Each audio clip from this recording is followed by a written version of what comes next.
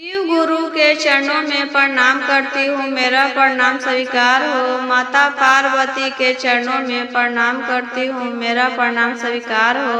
सभी देवी देवताओं के चरणों में प्रणाम करती हूँ, मेरा प्रणाम स्वीकार हो। गुरु भाई बहनों के चरणों में प्रणाम करती हूँ। हर हर महादेव। गुरु भाई बहनों, आज हम मेघ राजा और रानी के कहानी सुना रही हूँ। गुरु बहना अमीर राजा तो सब लोग सुने हैं, लेकिन आज हम एक गरीब राजा के कथा सुना रही हूँ। एक गांव में एक राजा था, लेकिन वह बहुत ही गरीब था। उसके खाने के लिए भी कुछ नहीं था। लेकिन राजा के अभी तक शादी नहीं हुई थी। सब लोग कहते हैं कि शादी कर लीजिए, तो राजा जी शादी कर लेते हैं। घर में कन्या आती है तो उसके खाने के लिए भी कुछ नहीं रहता है। रानी कहती है, कुछ काम धाम करिएगा तभी तो खाने के लिए होगा। मेरे नैहर में तो अमीर नहीं है लोग कि वहाँ से लेके आए। वहाँ भी तो गरीब ही थे और यहाँ आए तो गरीब ही हैं। तो राजा जी काम के लिए निकल जाते हैं। कुछ काम करते हैं तो पैसा मिलता है, उसी से सारा सामान खाने के लिए खरीद के ले आते हैं। रानी बनाती है, खाना खिलाती है। फिर दूसरे दिन राजा काम के लिए जाते हैं।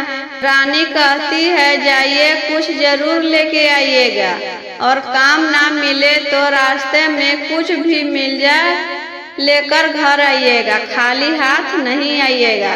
देखिए गुरु बहना, लड़की घर संजोगने वाली होती है तो गरीब भी रहती है तो आदमी को अमीर कर देती है, और अमीर भी रहती है तो गरीब कर देती है। लेकिन यह लड़की वैसी नहीं थी, घर चलाने वाली थी। क्योंकि वह शिव चर्चा में जाती थी तो उसको पता था कि कैसे घर चलाया जाता है। सब चर्चा में बताते थे गुरु बहना लोग, कैसे करते हैं, कैसे आगे बढ़ाते हैं घर को। उसका पति 2-3 दिन काम करने के लिए गए। चौथा दिन काम करने गए तो उनको कुछ भी काम नहीं मिला। तो राजा को याद आता है कि रानी कहती है, जब काम ना मिले तो खाली हाथ नहीं आइएगा, कुछ न कुछ लेकर आइएगा घर। तो रास्ते में एक सर्प मारकर बिगा रहता है। वही सर्प को लेकर घरे आते हैं।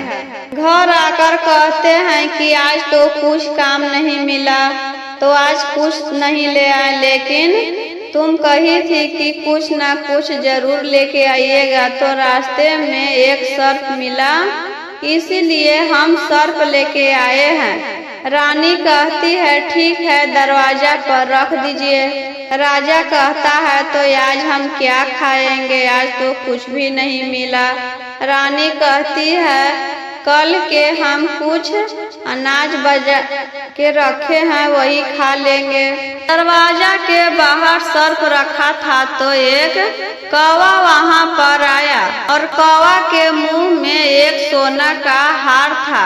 दूसरे गांव के राजा के पत्नी स्नान कर रही थी तो हार उतार के रख दी। हार पूरा चमक रहा था तो कौवा के नजर उस पे पड़ा। तो वह सोचता है कि यह चमकीला चीज क्या है। वह अपना चोंच में उठा लेता है और उड़ते उड़ते वहां पर चल आता है। तो देखता है कि यहाँ तो मेरा भोजन रखा है। कौवा वहां उतर के हार वहीं छोड़ देता है और मरा हुआ सर्प को उठा के चला जाता है। रानी घर से बाहर निकलती है तो देखती है यहाँ तो सोना के हार है और सर्प पता नहीं कहाँ चला गया। रानी सोचती है कि यह किसको दे, कहाँ दे, कुछ नहीं बुझाता है। तो वह अपने घर में लाकर रख देती है कि जब कोई ढूंढेगा तो हम दे देंगे। जो रानी के हार चोरी हुआ था वह रानी जिद पकड़ लेती है कि हम वही हार लेंगे तो लेंगे, हम दूसरा हार नहीं लेंगे, हम वही हार पहनेंगे। राजा साहब पूरा गांव में ढिंढोरा पीट देते हैं कि मेरी रानी के हार चोरी हो गया है। जो कोई भी यह हार लाकर देगा उसे हम आधा राजपाट लिख देंगे।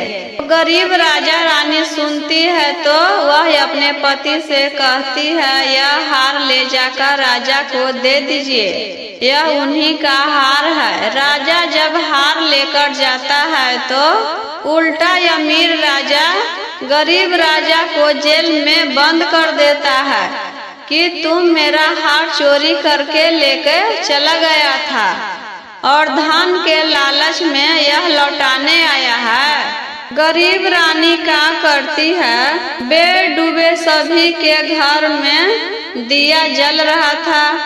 सबके घर में तो कुछ समय के लिए दिया बर के बुझ गया बेडूबे, लेकिन गरीब रानी मिट्टी से इतना बड़ा दिया बनाई कि उसमें रात भर जोत जलता रहा। उसमें पूरा तेल डाल दी थी कि रात भर जलते रहे। रात के समय लक्ष्मी माता घूम रही थी तो देखती है कि सब के घर में अंधेरा है, एक ही के घर में इंजोरा है। तो लक्ष्मी माता उसी के घर में चली जाती है। उसके घर में इतना धन दौलत पूरा भर जाता है कि इतना किसी के पास भी नहीं रहता है। सुबह उठती है, गरीब रानी जाती है अमीर राजा के पास कि मेरे पति को छोड़ दीजिए, चाहे आप मुझसे जितना धन लेना चाहते हैं ले लीजिए। और कहती है कि हम हार चोरी नहीं किए थे, मेरे दरवाजे पर एक मरा हुआ सांप था, एक कौवा वही आया और हार रख दिया और मरा हुआ सांप लेकर उड़ गया। वही हार हम रखे थे और आपके पास लौटाने आए तो आप उल्टा ही मेरे पति को जेल में बंद कर दिए हैं। आजकल तो मदद करने का जमाना ही नहीं है। राजा साहब यह बात सुन के उसके पति को छोड़ देते हैं और आधा राजपाट उसे लिख देते हैं। उसी दिन से गरीब राजा पूरा अमीर बन जाता है। मेरा वीडियो कैसा लगा गुरु बहना कमेंट बॉक्स में जरूर बताएं। अभी तक ले आपने चैनल को सब्सक्राइब नहीं किया है तो सब्सक्राइब कर दीजिए।